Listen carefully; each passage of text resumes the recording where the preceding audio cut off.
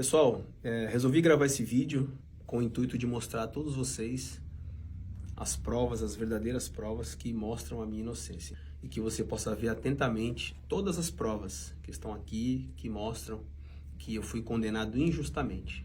Olha, ninguém sabe o que eu tenho passado, né? Nos últimos anos, você ter sido condenado injustamente, desde a primeira vez eu sempre tenho frisado que eu sou inocente e ninguém tem me dado ouvido. Você ter as provas, você querer falar e você não poder falar. Eu sempre fui instruído aos meus advogados a não falar nada. Ninguém sabe quantas vezes eu já chorei, quantas vezes a minha família já passou por dificuldades. Nós temos filhos, nossos filhos vão à escola, minha esposa anda como qualquer ser humano normal.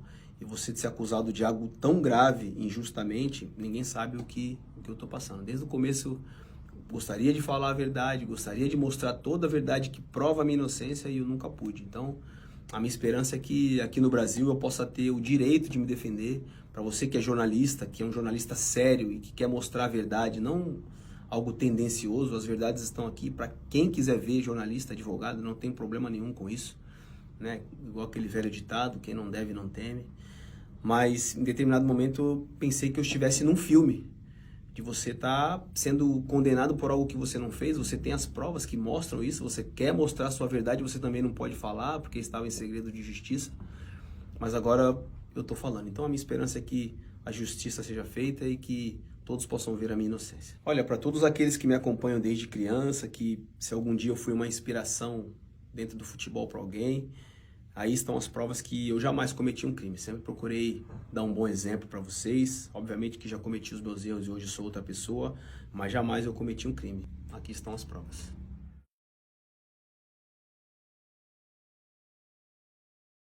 Era uma noite tranquila, como qualquer outra noite. Era um café, se o café se chamava, um local que na época era um local bem tranquilo, bem familiar. Tinham outras famílias, uma noite de pagode, como era um grupo de pagode que eu gostava, que há 10 anos atrás eu curtia. E nós resolvemos ir no pagode, né? Em determinado momento do pagode, a minha esposa decidiu ir para casa. Como eu ia treinar no outro dia, falei para ela que ia ficar poucos minutos a mais e depois eu já ia embora. Logo em seguida, né, eu desci para tocar. Sempre, quem me conhece há muito tempo sabe que antigamente eu gostava de música, de samba. Estava tocando o meu instrumento. E uma mulher se aproximou, normalmente, tivemos troca de olhares, né? Automaticamente eu deixei o meu instrumento e nós começamos a conversar. Antes da mulher que se aproximou, e eu só vim saber isso depois, nos autos do processo, está aqui no processo, não é imagem minha, existiu uma troca de mensagem entre a mulher que nos acusa e um outro rapaz que estava combinando, né, de só se aproximar de mim assim que a minha esposa saísse do local. Então eu só vim saber depois, nos autos do processo, que já existia uma combinação para se aproximar de mim. Não foi eu que tomei a iniciativa de nada. Fomos para um lugar bem próximo dali, que é uma chapelaria. Na Europa tem muita chapelaria, devido ao frio, as pessoas costumam deixar os seus casacos ali, casaco, boné. Qualquer pessoa poderia entrar, sair, não tinha nenhuma porta. Eu não levei ninguém para nenhuma porta, não tranquei ninguém numa porta. Não foi eu que tomei a iniciativa. E era um local que qualquer pessoa poderia ter visto se tivesse acontecido algo diferente, algo estranho. Não aconteceu nada de diferente. Ficamos cerca de poucos minutos, algo consensual. E logo após, eu fui embora para minha casa. Era um local que tinha muitos seguranças. Era um local que era aberto.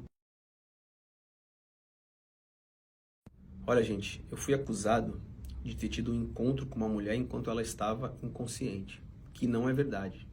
Ela estava dançando, ela estava conversando normalmente com todas as pessoas, nós temos imagens e fotos.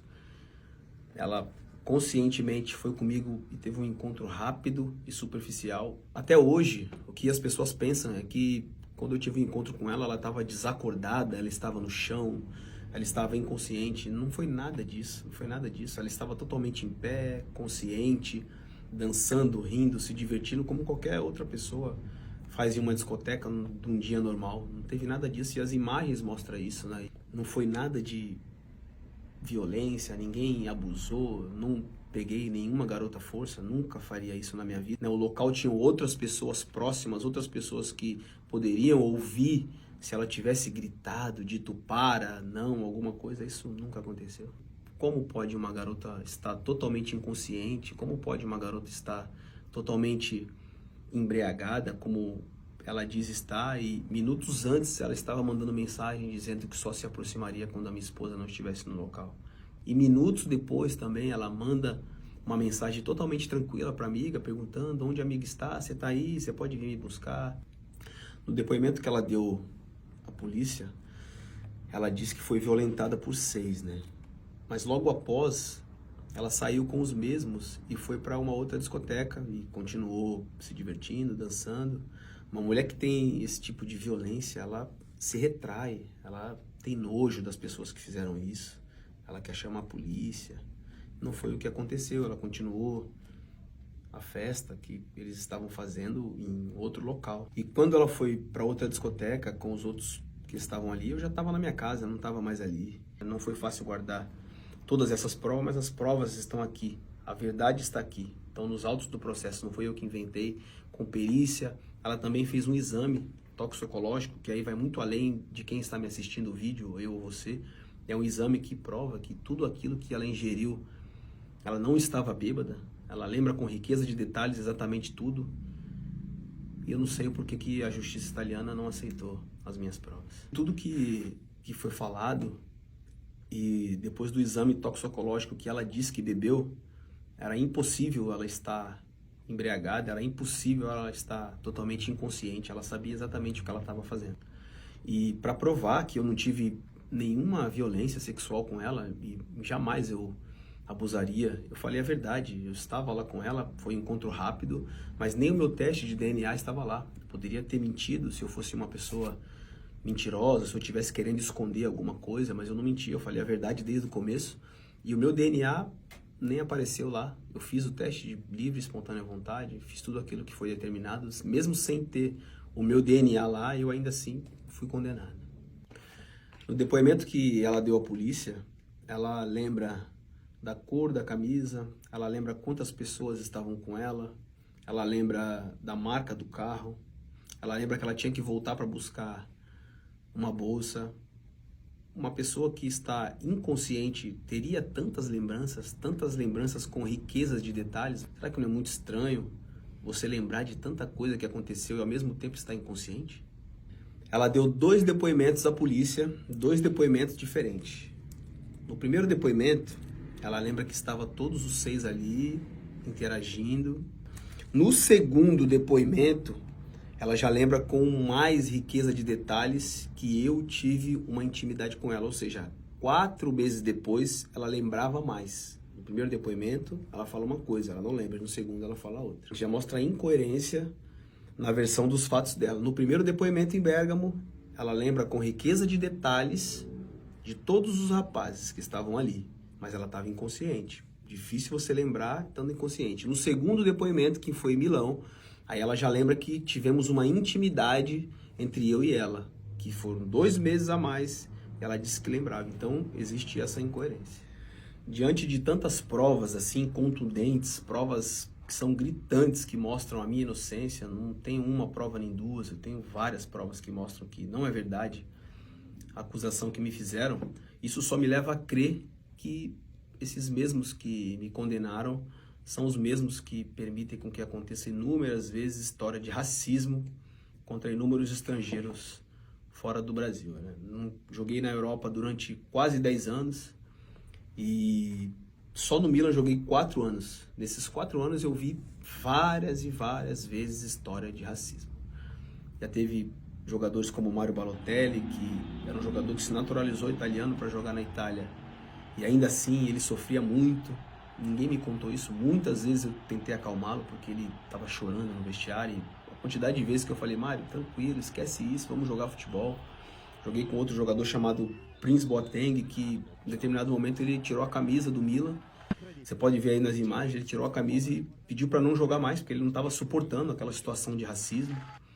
Então esses mesmos que não fazem nada, que não tomam nenhuma providência sobre racismo, são os mesmos que me julgaram, que não dão nenhuma voz para um negro que está tentando se defender, que tem provas aqui, provas cabíveis, que está tentando provar sua inocência, mas que eles não dão voz. Eu tenho absoluta certeza que se fosse com um europeu, que se fosse com um branco, com certeza o meu julgamento teria sido totalmente diferente.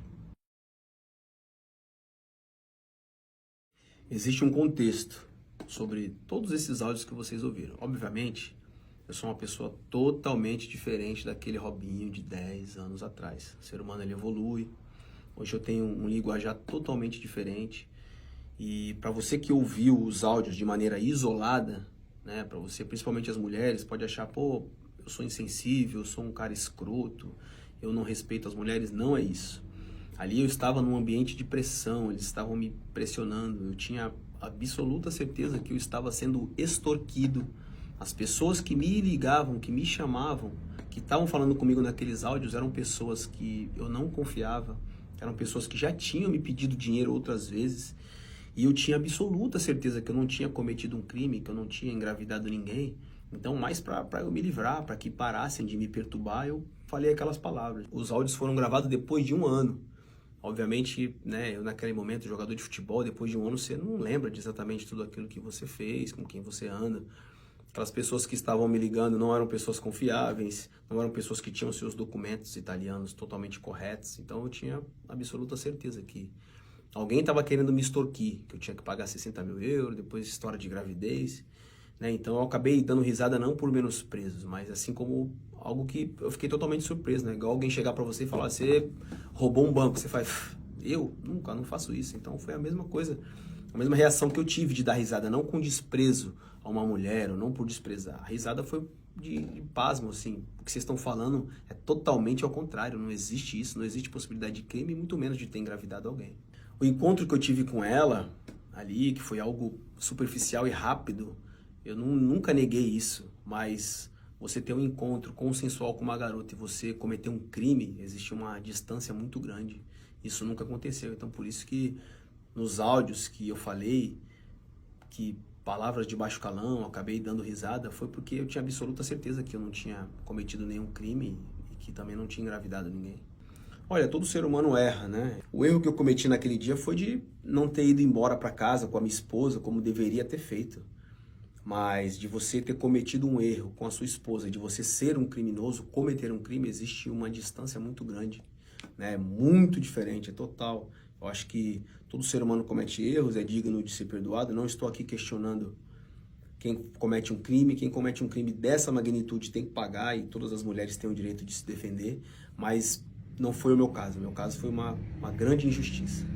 Olha, eu quero deixar bem claro que toda mulher tem o direito de fazer sua denúncia, se sentir violentada, né? Eu tenho mãe, tenho esposa, tenho mulheres que eu amo, minha filha, e toda mulher tem o direito de se defender, mas isso não foi o meu caso. O meu caso foi uma inverdade e uma falsa acusação. Gostaria de agradecer a todos que sempre me trataram bem, a todos que às vezes até mesmo sem informação acabaram me criticando, mas as mensagens estão aí. Muito obrigado pelo carinho de vocês e que vocês possam mostrar essa verdade para quem quiser ver.